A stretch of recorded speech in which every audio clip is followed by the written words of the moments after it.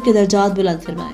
Assistant commissioner जंग इमरान जाफर कत्ल case, DPO Chiniot captain Bilal Iftikhar की प्रेस कॉन्फ्रेंस। आज ही पंजाब की हिदायत पर चन्योट पुलिस ने अफसोसनाक वाक़े में मतलूब दोनों नामजद मुल्जिमान को 24 घंटों में गिरफ्तार कर लिया। मजीद जानते हैं डॉक्टर नासिर अली कारक की इस रिपोर्ट।